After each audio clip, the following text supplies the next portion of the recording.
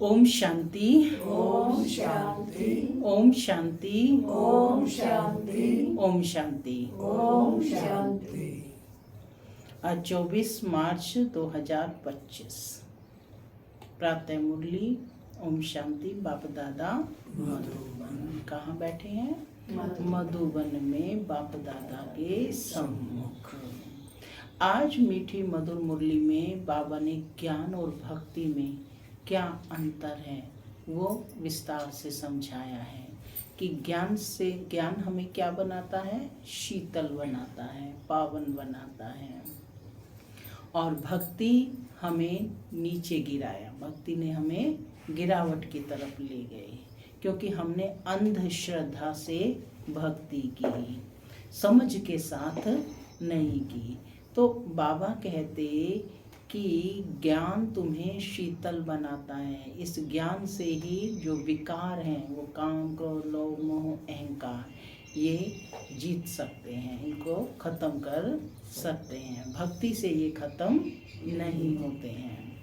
तो बाबा ने कहा तो इसके लिए क्या करना है? केवल एक बाप की याद में बैठना है, बाप की याद में रहना है, और किसी की भी याद नहीं। किसी से मतलब कि देह की भी याद ना आए। इतना आत्म अभिमानी बन बाप को हमें याद करना है। और यही मेहनत का काम है। भक्ति में तो साकार है ना, हाँ, लेकिन यहाँ तो बाप क्या है? निराकार है। तो उसको याद करने के लिए भी स्वयं भी आत्म अभिमानी बनना होगा। आत्मा बनेंगे तो ही निराकार बाप को याद कर सकते हैं। सुनते हैं आज के ईश्वरीय महावाक्य।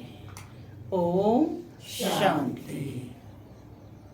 बाबा कहते, मीठे बच्चे, यह ज्ञान तुम्हें शीतल बनाता है।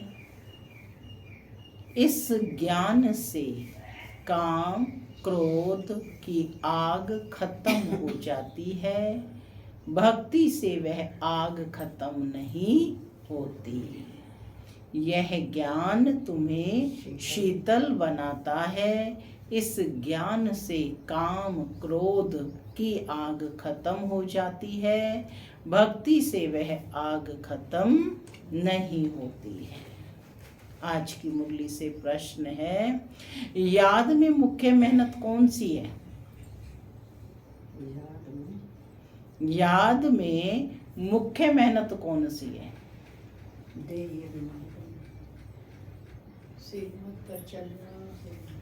देखो, प्रश्न को सुना करो कि क्या पूछा जा रहा है। याद में मुख्य मेहनत, याद करते समय मुख्य मेहनत क्या लगती है?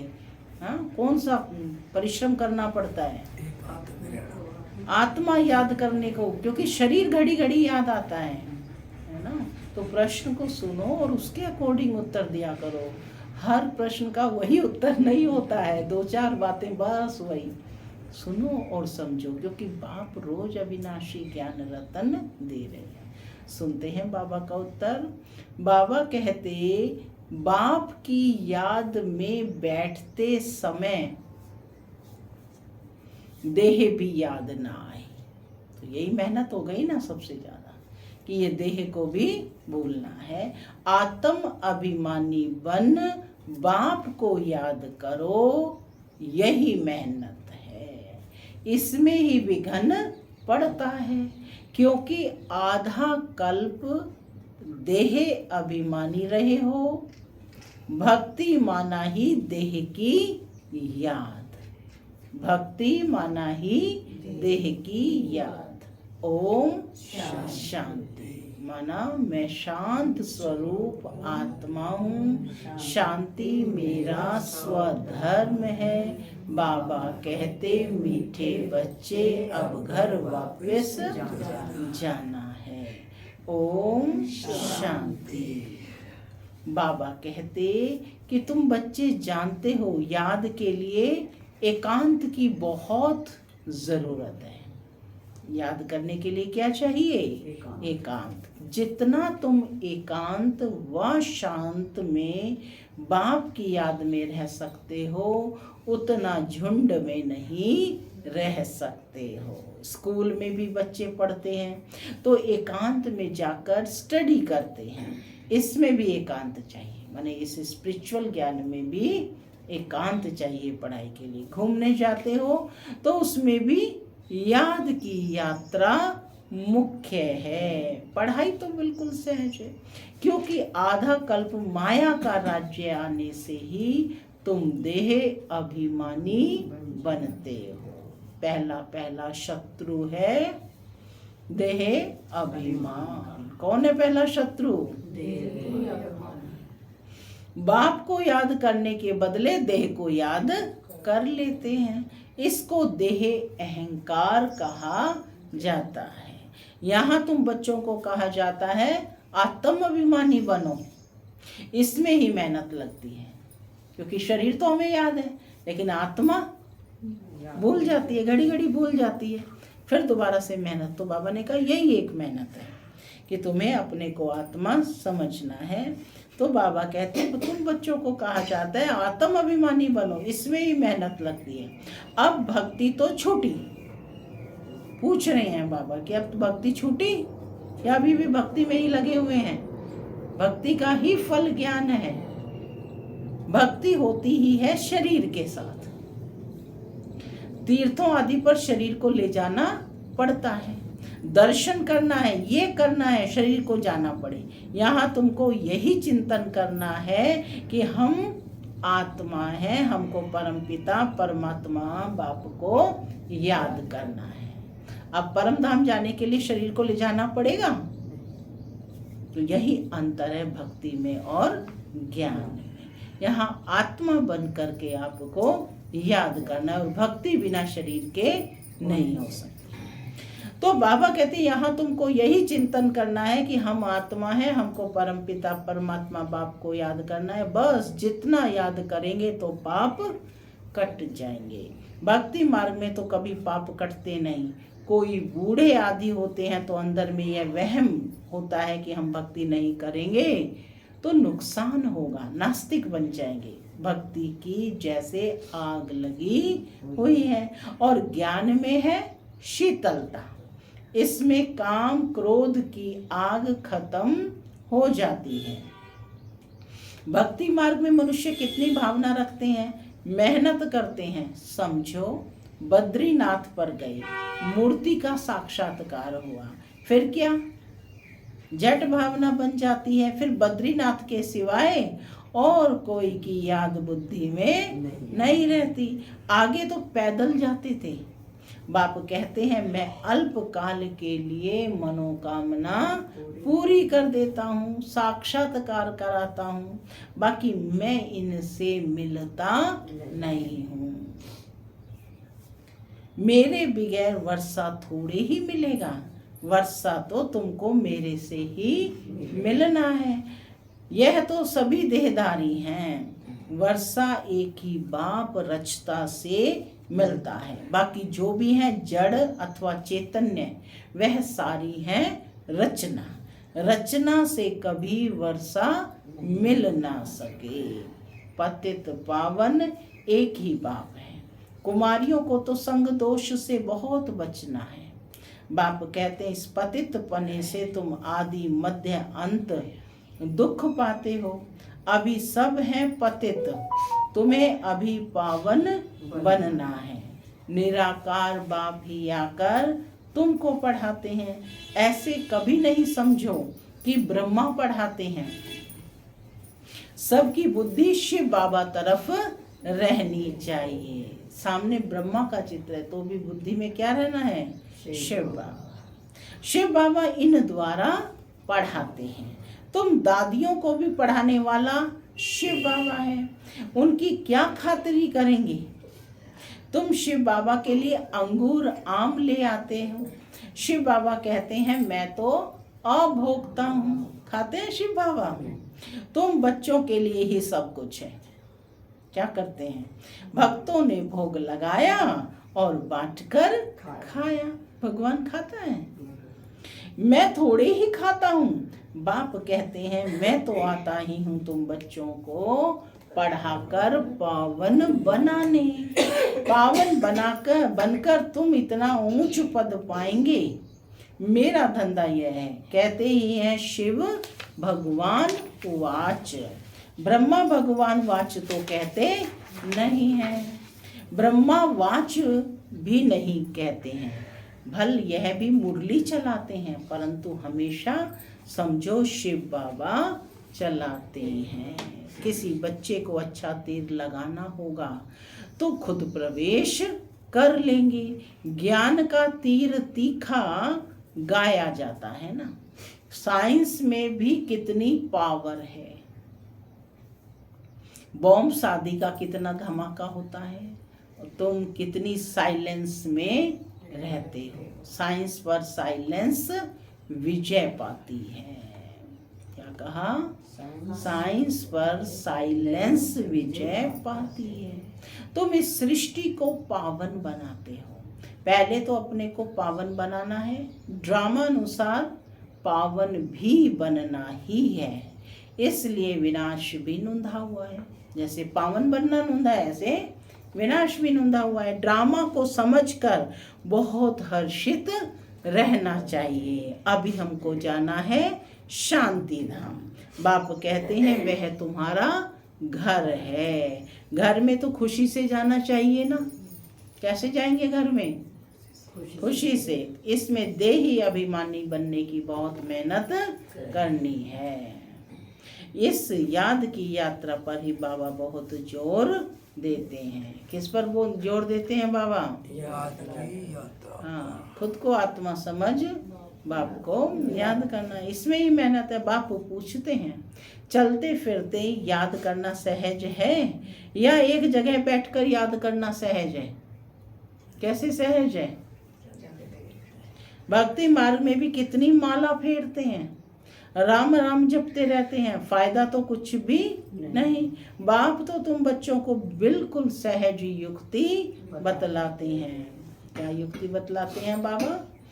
भोजन बनाओ, कुछ भी करो, बाप को याद करो। बाबा ने कितनी सहज युक्ति बताई। हाथों से काम करो, बुद्धि से बाप को याद करो। भक्ति मार्ग में श्रीनाथ द्वारे में भोग बनाते हैं, मुंह को पट्टी बांध देते हैं, जरा भी आवाज ना हो। वह है भक्ति मार्ग। तुमको तो बाप को याद करना है। वो लोग इतना भोग लगाते हैं, फिर वह कोई खाते थोड़े ही हैं। पंडित लोगों के कुटुंब होते हैं, वह खाते हैं। तुम यहाँ जानते हो हमको शिव बाबा पढ़ाते हैं। भक्ति में थोड़े ही है समझते हैं कि हमको शिव बाबा पढ़ाते हैं। बल शिव पुराण बनाया है, परंतु उनमें शिव पार्वती शिव शंकर सब मिला दिया है। शिव पार्वती शिव शंकर सब मिला दिया है। वह पढ़ने से कोई फायदा नहीं होता है। हर एक को अपना शास्त्र पढ़ना चाहिए। भारतवासियों की है एक गीता। कौन सा शास्त्र है भारतवासियों का प्रमुख? गीता। क्रिश्चियन का बाइबल का एक होता है। देवी देवता धर्म का शास्त्र भी एक है, और वो कौन सा है? गीता। उसमें ही नॉलेज है, नॉलेज ही पढ़ी जाती है। तुमको नॉलेज पढ़नी है।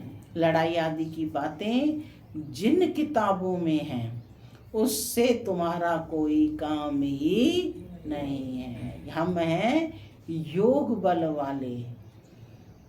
फिर बाहुबल वालों की कहानियां क्यों सुने? तुम्हारी वास्तव में लड़ाई है नहीं। तुम योग बल से 5 विकारों पर विजय पाते हो। तुम्हारी लड़ाई है 5 विकारों से। वह तो मनुष्य से लड़ाई करते हैं, तुम अपने विकारों से लड़ाई लड़ते हो। ये बातें सन्यासी आदि समझा ना सके। तुमको कोई ड्रिल आदि भी नहीं सिखलाई जाती है। तुम्हारी ड्रिल है ही एक, तुम्हारा है ही योग बल। याद के बल से 5 विकारों पर जीत पाते हैं। यह 5 विकार दुश्मन हैं। ये 5 विकार दुश्मन है। उनमें भी नंबर 1 है देह अभिमान। बाप कहते हैं तुम तो आत्मा हो ना। तुम आत्मा आती हो, आकर गर्भ में प्रवेश करती हो। मैं तो इस शरीर में विराजमान हूँ। बाबा किस शरीर में विराजमान हुआ है? ब्रह्मा की भ्रुकुटी में। हाँ, मैं कोई गर्भ में थोड़े ही जाता हूँ। सतयुग में तुम गर्भ महल में रहते हो, फिर रावण राज्य में गर्भ जेल में जाते हो। मैं तो प्रवेश करता हूँ, इसको दिव्य जन्म कहा जाता है। ड्रामानुसार मुझे इसमें आना पड़ता है। इसका नाम ब्रह्मा रखता हूँ क्योंकि मेरा बना है ना। एडॉप्ट होते हैं ना तो नाम कितने अच्छे अच्छे रखते हैं। जब बाबा ने बच्चे एडॉप्ट किए तो उन सब के नाम लिखे, तो हमारे भी बहुत अच्छे अच्छे नाम रखे। लिस्ट बड़ी वंडरफुल आई थी संदेशी बहन, संदेशी द्वारा। बाबा को सब नाम थोड़े ही याद हैं। नाम से तो कोई काम नहीं, शरीर पर नाम रखा जाता है ना। अब तो बाप कहते हैं अपने को आत्मा समझो, बाप को याद करो। बस तुम जानते हो हम पूज्य देवता बनते हैं, फिर राज्य करेंगे, फिर भक्ति मार्ग में हमारे ही चित्र बनाएंगे। देवियों के बहुत चित्र बनाते हैं, आत्माओं की भी पूजा होती है। मिट्टी के शालिग्राम बनाते हैं, फिर रात को तोड़ डालते हैं। देवियों की भी को भी सजाकर पूजा कर फिर समुद्र में डाल देते हैं। बाप कहते हैं मेरा भी रूप बनाकर खिला पिलाकर फिर मुझे कह देते ठीक कर बिस्तर में है। देखो कितनी दुर्दशा करते हैं बाप की। सबसे दुर्दशा तो मेरी करते हैं, तुम कितने गरीब बन गए हो। बाप की इतनी दुर्दशा की तो बाबा कहते तुम कितने गरीब बन गए हो। गरीब ही फिर ऊंच पद पाते हैं। साहूकार मुश्किल उठाते हैं, बाबा भी साहूकारों से इतना लेकर क्या करेंगे। यहाँ तो बच्चों के बूंद बूंद से ये मकान आदि बनते हैं। कहते हैं बाबा हमारी एक ईंट लगा दो। क्या कहते हैं बच्चे कि बाबा हमारी एक ईंट लगा दो। समझते हैं रिटर्न में हमको सोने चांदी के महल मिलेंगे। वहाँ तो सोना ढेर रहता है, सोने की ईंटें होंगी तब तो मकान बनेंगे। तो बाप बहुत प्यार से कहते हैं मीठे मीठे बच्चों अब मुझे याद करो। अब नाटक पूरा होता है। बाप गरीब बच्चों को साहूकार बनने की युक्ति बताते हैं। मीठे बच्चे तुम्हारे पास जो कुछ भी है सब ट्रांसफर कर दो, यहाँ तो कुछ भी रहना नहीं है। यहाँ जो ट्रांसफर करेंगे वह नई दुनिया में तुमको 100 गुना होकर मिलेगा। ट्रांसफर करने से मतलब क्या है कि अपना तन मन धन मन वचन कर्म संपूर्ण समर्पण करना है ना। तो सब कुछ सफल करना है। ये तन भी सेवा में लगाकर, मन भी है ना शुद्ध संकल्पों से विश्व सेवा में लगाकर सफल करना है। धन भी जो अपने पास है अपने परिवार से बचा करके हैं तो अपने आवश्यकताओं को पूरा कर, जो बचे उससे क्या करनी है, सेवा करनी है। तो इसी तरह से मन वचन कर्म तन मन और धन सभी चीजें सफल करना है। इसी को बाबा ने कहा यहाँ सफल करेंगे तो वो हो गया ट्रांसफर। सब कुछ बाबा को दिया ना आपने, तो यहाँ जो ट्रांसफर करेंगे वह नई दुनिया में तुमको 100 गुना होकर मिलेगा। बाबा कुछ मांगते नहीं है, वह तो दाता है। यह युक्ति बताई जाती है। यहाँ तो सब मिट्टी में मिल जाना है, कुछ ट्रांसफर कर देंगे तो तुमको नई दुनिया में मिलेगा। इस पुरानी दुनिया के विनाश का समय है, यह कुछ भी काम में नहीं आएगा। इसलिए बाबा कहते हैं कि घर घर में यूनिवर्सिटी कम हॉस्पिटल खोलो, जिससे हेल्थ और वेल्थ मिलेगी। क्या कहा बाबा ने? घर घर में यूनिवर्सिटी कम हॉस्पिटल खोलो, जिससे हेल्थ और वेल्थ मिलेगी, यही मुख्य है। अच्छा, मीठे मीठे सिक्के लदे बच्चों प्रति माता पिता बाप दादा का याद प्यार और गुड मॉर्निंग। रूहानी बाप की रूहानी बच्चों को नमस्ते। हम रूहानी बच्चों की रूहानी माता पिता बाप दादा को याद प्यार गुड मॉर्निंग और नमस्ते नमस्ते सदा नमस्ते बनो। रात्रि क्लास है बाबा की 12/3/68 की। इस समय तुम गरीब साधारण माताएं पुरुषार्थ करके ऊंच पद पा लेती हो। यज्ञ में मदद आदि भी माताएं बहुत करती हैं, पुरुष बहुत थोड़े हैं जो मददगार बनते हैं। माताओं को वारिस पने का नशा नहीं रहता है, वह बीज बोती रहती हैं, अपना जीवन बनाती रहती हैं। तुम्हारा ज्ञान है यथार्थ, बाकी है भक्ति। रूहानी बाप ही आकर ज्ञान देते हैं। बाप को समझें तो बाप से वर्षा जरूर लेवें। तुमको बाप पुरुषार्थ कराते रहते हैं, समझाते रहते हैं, टाइम वेस्ट मत करो। बाप जानते हैं कोई अच्छे पुरुषार्थी हैं, कोई मीडियम है, कोई थर्ड है। बाबा से पूछे तो बाबा झट बता दें कि तुम फर्स्ट हो या सेकंड हो या थर्ड हो। किसको ज्ञान नहीं देते हो तो थर्ड क्लास ठहरे ना। सबूत नहीं देते हो तो बाबा जरूर कहेंगे ना। भगवान आकर जो ज्ञान सिखलाते हैं वो फिर प्राय लोप हो जाता है, यह किसी को भी पता नहीं है। ड्रामा के प्लान अनुसार ये भक्ति मार्ग है, इनसे कोई मुझे प्राप्त कर नहीं सकता। सतयुग में कोई जा नहीं सकता। अभी तुम बच्चे पुरुषार्थ कर रहे हो, कल्प पहले मिसल जितना जिसने पुरुषार्थ किया है उतना करते रहते हैं। बाप समझ सकते हैं कि अपना कल्याण कौन कर रहे हैं। बाप तो कहेंगे रोज इन लक्ष्मी नारायण के चित्र के आगे आकर बैठो। बाबा आपकी श्रीमत पर यह वर्षा हम जरूर लेंगे। आप सामान बनाने की सर्विस का शौक जरूर चाहिए। सेंटर वालों को भी लिखता हूँ, इतने वर्ष पढ़े हो, किसको पढ़ा नहीं सकते हो क्या? तो बाकी पढ़े क्या हो? इतने वर्ष पढ़ते हो गए, जब किसी को पढ़ा नहीं सकते तो बाबा पूछ रहे हैं कि पढ़े क्या हो? बच्चों की उन्नति तो करनी चाहिए ना।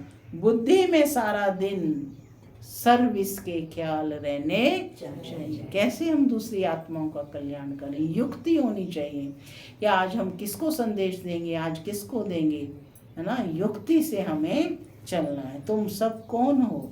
वानप्रस्थी हो ना। वानप्रस्थियों के भी आश्रम होते हैं। वानप्रस्थियों के पास जाना चाहिए। मरने के पहले लक्ष्य तो बता दो। वाणी से परे तुम्हारी आत्मा जाएगी कैसे? पतित आत्मा तो जाना सके। भगवान वाच मामेकम याद करो तो तुम वानप्रस्थ में चले जाएंगे। बनारस में भी सर्विस ढेर है। बहुत साधु लोग काशीवास के लिए वहाँ रहते हैं, सारा दिन कहते रहते हैं शिव काशी विश्वनाथ गंगा। तुम्हारे अंदर में सदैव खुशी की ताली बजती रहनी चाहिए। स्टूडेंट हो ना। कौन बैठे हो? सब सर्विस भी करते हैं, पढ़ते भी हैं। बाप को याद करना है, वर्षा लेना है। अब हम शिव बाबा के पास जाते हैं। यह है मन मनाभव है, परंतु बहुतों को याद रहती ही नहीं है। झरमोई झकमोई करते रहते हैं। मूल बात है याद की। क्या है मूल बात? याद की। तो अपना देखना है, चेकिंग करनी है कि हम सब कितना समय याद में रहते हैं। याद ही खुशी में लाएगी। सभी चाहते तो हैं कि विश्व में शांति हो। बाबा भी कहते हैं उन्हें समझाओ कि विश्व में शांति अब स्थापन हो रही है। इसलिए बाबा लक्ष्मी नारायण के चित्र को जास्ती महत्व देते हैं। बोलो, यह दुनिया स्थापन हो रही है जहाँ सुख, शांति, पवित्रता सब था। मानिए लक्ष्मी नारायण की दुनिया स्थापन हो रही है जहाँ सुख, शांति, पवित्रता सब था। सभी कहते हैं विश्व में शांति हो। प्राइज भी बहुतों को मिलती रहती है। वर्ल्ड में पीस स्थापन करने वाला तो मालिक होगा ना। इन्हों के राज्य में विश्व में शांति थी, एक भाषा, एक राज्य, एक धर्म था। बाकी सभी आत्माएं निराकारी दुनिया में थीं। ऐसी दुनिया किसने स्थापन की थी? पीस किसने स्थापन की थी? फॉरेनर्स भी समझेंगे कि यह पैराडाइज था, इन्हों का राज्य था। वर्ल्ड में पीस तो अब स्थापन हो रही है। बाबा ने समझाया था प्रभात फेरी में भी यह लक्ष्मी नारायण का चित्र निकालो, जो सभी के कानों में आवाज पड़े कि यह राज्य स्थापन हो रहा है। नर्क का विनाश सामने खड़ा है।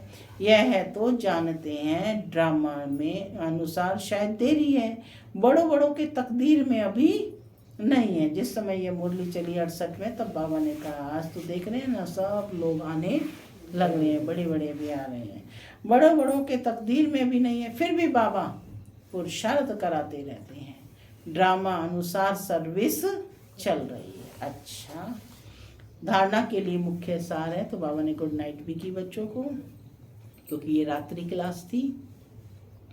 बच्चों की भी बाप दादा को गुड नाइट, है ना। धारणा के लिए मुख्य सार, पहला, संग दोष से अपनी बहुत बहुत संभाल करनी है। कभी पतितों के संग में नहीं आना है। साइलेंस बल से इस सृष्टि को पावन बनाने की सेवा करनी है। साइलेंस बल से इस सृष्टि को पावन बनाने की सेवा करनी है। दूसरा, ड्रामा को अच्छी तरह समझकर हर्षित रहना है। अपना सब कुछ नई दुनिया के लिए ट्रांसफर करना है। वरदान है आज का, बाप द्वारा सफलता का तिलक प्राप्त करने वाले सदा आज्ञाकारी दिल तख्त नशीन भव। वरदान सभी सीधे होकर के लिया करें, ठीक है। बाप द्वारा सफलता का तिलक प्राप्त करने वाले सदा आज्ञाकारी दिल तख्त नशीन भव।